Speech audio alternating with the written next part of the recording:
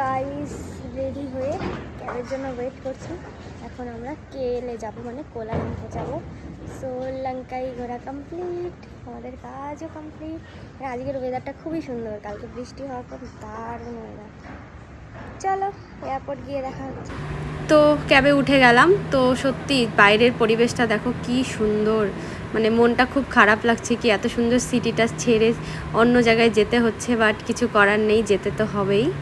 তো আমরা প্রায় পৌঁছেই গেছি এয়ারপোর্টে। আমরা লঙ্কাই এয়ারপোর্টে চলে আসলাম। তো চলো ভেতরে গিয়ে বোর্ডিং পাস নিয়ে নিই। তো গাইস বোর্ডিং পাস নিয়ে নিলাম, সব কমপ্লিট। এখন 1 ঘন্টা ওয়েট করতে হবে, দেন আমরা ফ্লাই করব।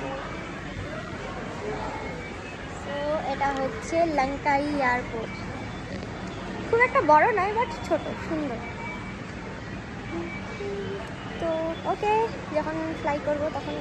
তো এখানে বসে বসে আমরা শুধু প্লেন দেখছি, একের পর এক প্লেন এখানে দাঁড়াচ্ছে আর উড়ে যাচ্ছে, এইভাবেই আর কি সময়টা কাটাচ্ছিলাম।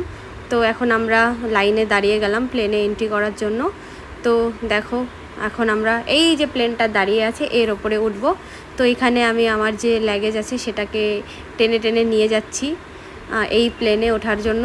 বাট এটা সত্যি অনেকটাই ভারী যে আমি এটাকে ঠিকভাবে নিয়েও যেতে পারছি না। সো আমি এখন ফ্লাইটে উঠছি।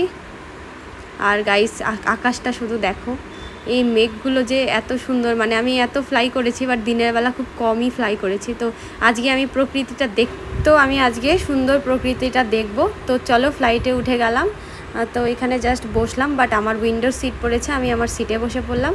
অ্যান্ড দেখো বাইরে পরিবেশটা। আর এই হচ্ছে লঙ্কাই এয়ারপোর্ট, খুবই ছোট্ট কিন্তু খুব কিউট একটা এয়ারপোর্ট, আমার তো খুব ভালো লেগেছে। অ্যান্ড এইখানে আমাদের ফ্লাইট রায়ানওয়েতে যাওয়ার জন্য প্রায় রেডি।